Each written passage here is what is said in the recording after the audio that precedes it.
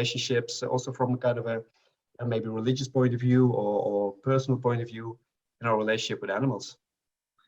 Yeah, so for all of my adult life, I've been exploring the relationship between my Christian faith and the wider natural world beyond people only, and realizing that the Christian faith has a lot to say about our relationship with animals and isn't only concerned with the relationship with human beings. So a lot of my work has focused on thinking about that just as part of the wider work that I do around the environment.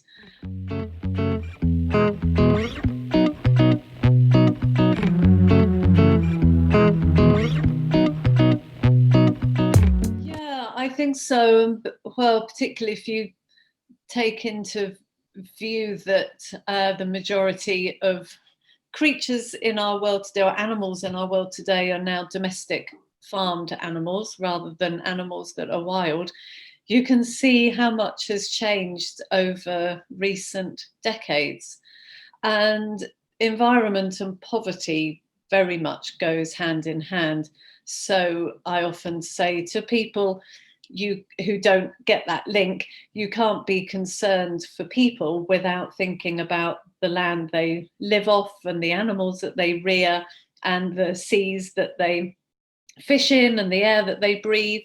And you can't be concerned about fish or land animals without thinking about the people that share that space and then the impact that they have on that. So we have to hold those things together. And we know at the moment we're living in a time where we're seeing rates of extinction at a terrifying rate, not for natural reasons, because of our human activity.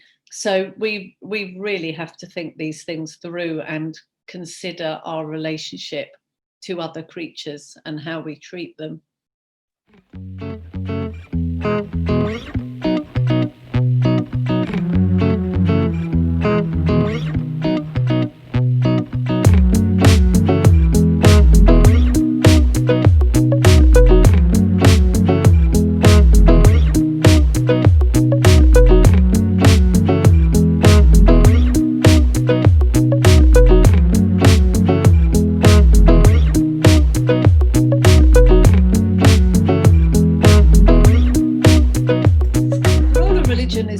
Crucial when you consider that 80% of the world's population adhere to the 5 major faiths, and about a third of the world's population would say they adhere to Christianity. You can see you can't ignore a faith, and if you can motivate those faiths, you've got a major movement on your hands. And faith leaders are so important because they hold such respected places in communities around the world. So if we want to change attitudes and change behaviour, we need to engage the faiths. For people of faith, for a person of faith like me, what the scriptures say and my faith teachings are really fundamental to who I am and to how I live. They're not kind of over there. They inform the kind of person that I am. And so in order for my behaviour to change, I need to be learning from the scriptures what they say. No, there's no doubt that as Christians, in the main, we have been way behind in terms of responding to the environmental crisis and looking after creatures. Now, that's not all of Christianity, and you think of some wonderful examples like St. Francis and the fact that the current Pope has very clearly aligned himself with that Franciscan vision of the wholeness of the whole creation, that community of creation. So you can see that there are strong strands within the Christian faith that can encourage us to move in that direction. But on the whole, as the church, we haven't been brilliant.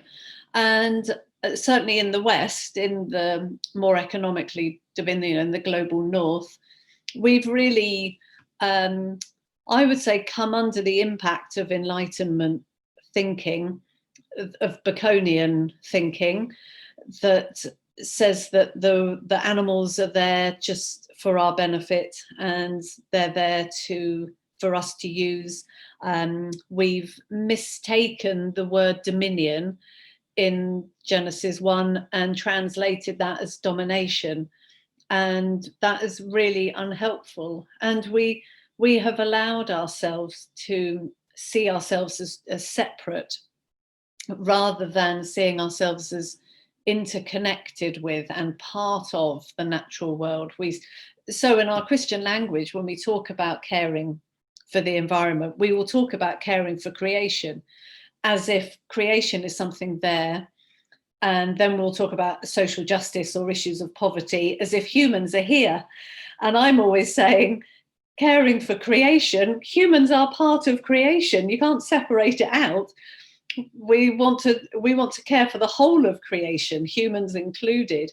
So even in our language around care for creation, we implicitly have that separation there, and we need to bring that together. And I think in bringing that together and seeing ourselves as part of the community of creation, rather than humans and the environment or humans and creation, in bringing us together, I think we will begin to understand more our role in taking care of it.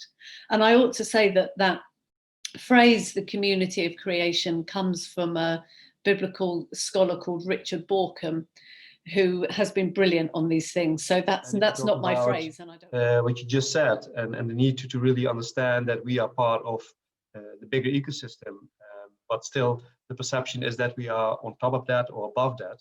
So what would you then think it's needed to bring that together, this connectedness?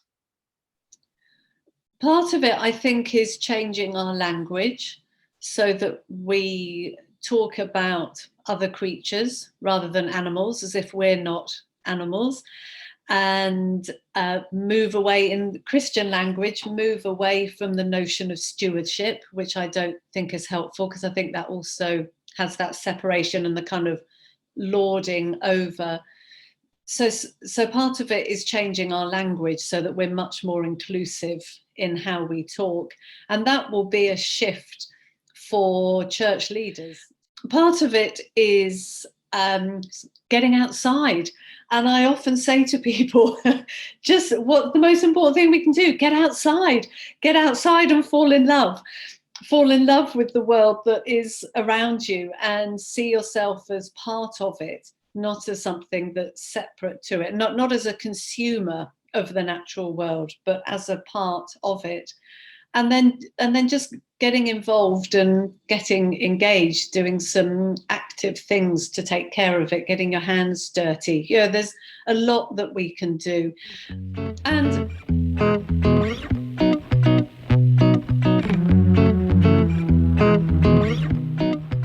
we need to reflect on this current pandemic. And the pandemic, for me, has just shown us that we are not separate to the environment. And when you have an environmental crisis, we are caught up in it.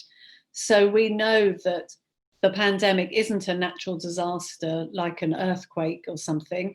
The pandemic is a disaster of our own making. It's come about because how we have lived and how we have treated the wider natural world. So we can see that if we don't live right, it impacts the environment, but it also impacts ourselves as well, because we are a part of it. So there's lots that we can reflect on from the current pandemic too.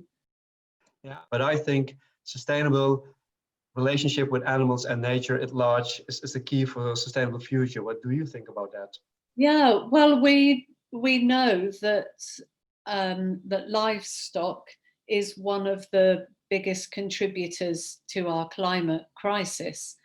And we know that livestock, because of the land that it takes up and the development that's associated with it and all of its feed and so on, is one of the biggest contributors, ironically, to the species extinction that we're seeing as we create more domestic animals or animals for food. We create, or we we have fewer wild animals. Think about energy, but we have to look at how we eat and how we treat our animals, because that's a central part. And with the pandemic, we're pretty certain that that's come about through wet markets and the illegal trafficking of animals, and so it's all interconnected.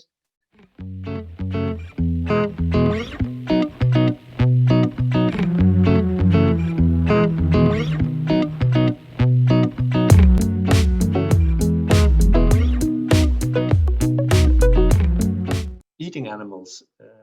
How do you see that also in the context of your faith, your heck in Christianity?